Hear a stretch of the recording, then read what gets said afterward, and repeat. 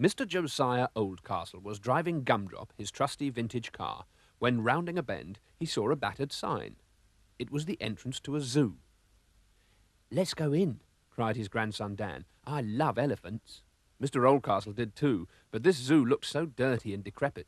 Dan insisted. Horace the dog barked excitedly, and so Mr. Oldcastle gave in. Inside it was even worse.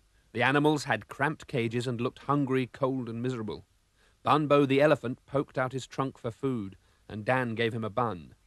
"Stop feeding that beast!" roared a voice.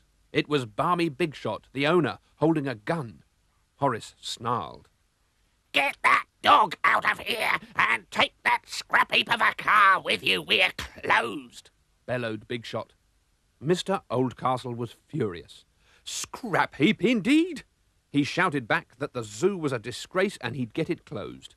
Barmy Bigshot fired his gun in the air and stalked off. "Bigshot's really balmy," growled Mr. Oldcastle as he drove away. Suddenly he braked hard and stalled the engine. Bunbo had stepped straight through the crumbling wall and was galumphing away. "It's Bunbo! He's escaped!" said Dan joyfully. "Let's go after him." But the car wouldn't start. Then Mr. Oldcastle honked Gumdrop's horn in a special way. Bunbo stopped and trumpeted back, sounding just like Gumdrop. Then he galumped back to the car. "We've got to get away from Barmy Bigshot and find you a good home. You mustn't go back to that dreadful place," said Mr. Oldcastle. He stopped outside a village, left Bunbo, and fetched hay and buns. But Bunbo wasn't there when he got back, and Horace was trying to tell him something. Just then, a police car arrived. A sergeant jumped out, told them that there was an elephant loose, and then sped off. Where was Bunbo? Horace seemed to know. Behind some bushes they found him splashing in a pond. Dan honked Gumdrop's horn, called, "Dinner's ready," and Bunbo came, dripping. He ate the hay and buns, and then they all set off again.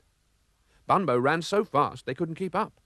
A farmer saw him coming, panicked, and jumped the hedge. Bunbo scooped up some turnips and charged on. Mr. Oldcastle was dismayed to see the elephant grab some flowers from an old lady at the roadside. Bunbo raced on. Gumdrop stopped, out of petrol. Mr. Oldcastle honked the horn in its special way. Bunbo galumped back to them and pushed them to a garage. Whilst Gumdrop was filling up, Bunbo helped himself to the vegetable man's fruit and vegetables. It was naughty. He saw a stream and stopped for a drink. At that moment, a huge truck lurched to a halt. Barmy Bigshot jumped out and fired his gun. "You're a thief," he shouted at Mr. Oldcastle. "I want my elephant back." "You're a bully," shouted Mr. Oldcastle. "You shan't have the elephant." Bunbo spurted a huge jet of water at Bigshot, knocking him over.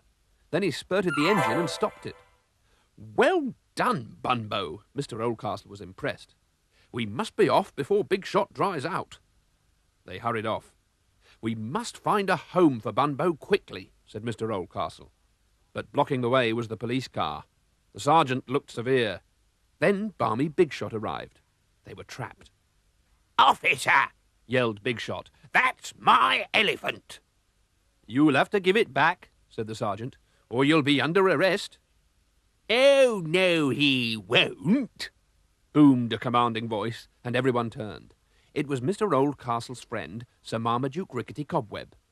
"Barmy Bigshot is under arrest for ill-treating animals." "Yes, sir," said the sergeant, handcuffing Barmy Bigshot. "You are also charged with having a gun without a licence. Come quietly now." Sir Marmaduke took Bunbo to Mildew Manor, and the others followed. He took the elephant to his safari park, where Bunbo met another elephant. Her name was Mambo. Ever since, Gumdrop regularly visits the safari park. The other animals from Barmy Bigshot's zoo are there too. Happiest is Bunbo, and Dan brings extra buns for him, Mambo, and their baby elephant. Then he honks Gumdrop's horn in its special way, and the elephants trumpet back.